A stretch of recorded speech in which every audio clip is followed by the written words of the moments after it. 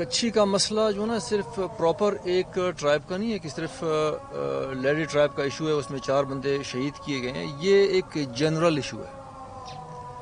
یہ آلموسٹ جتنے سرداران یہاں پہ بیٹھے ہوئے یہ ایشو سب کے ٹرائب کے ساتھ ہے. ایک بزگر ہے، ریکارڈ میں وہ لکھا ہوا ہے تابع مرضی، اور مالک کا نام درج ہے کہ فلانا مالک ہے. تابع مرضی مطلب یہ ہے کہ وہ مالک کے مرضی کے تابع ہے. مالک کی مرضی اس کو بزگر رکھے یا اس کو نکالے.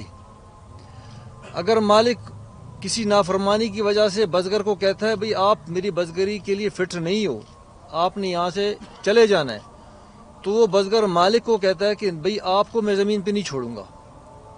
اس کے لیے مالک جب گورنمنٹ سے رجوع کرتا ہے تو گورنمنٹ کی طرف سے ایز سچ رسپانس نہیں آتا. عدالتوں کو رجوع کیا جاتا ہے. بھئی اس میں سالوں لگنے کی کیا وجہ بنتی ہے کہ اس میں سالوں سال جو ہے نا پیشیاں چلے؟ اس میں کیا تک ہے پیشی چلنے کی؟ ایک بندہ مالک ہے، ریکارڈ میں مالک ہے. کہ پاکستان کا آئین، پاکستان کے قانون نے اس کو ایک مالک بنایا ہوا ہے، بزگر کو بزگر بنایا ہوا ہے.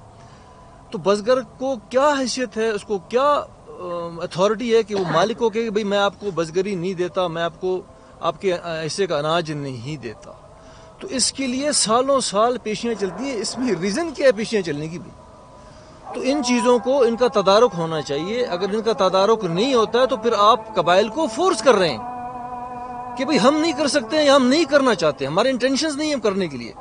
تو پھر آپ قبائل کو کہہ رہے ہیں کہ بھئی آپ اپنے مسئلے خود حل کریں. اچھا، جب قبائل اپنے مسئلے خود حل کرنے کے لیے نکلیں گے تو اس کا ریئیکشن کیا ہوگا؟ ایک بد امنی ہوگی، ایک فساد ہوگا، ایک علاقے میں ایک انارکی ہوگی.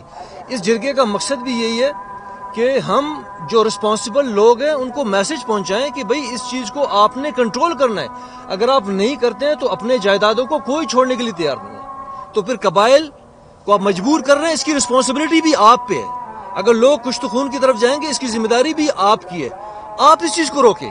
اگر آپ نہیں روکتے ہیں تو لوگ مجبور اپنی جائیدادوں کو نہیں چھوڑیں گے. Thank you.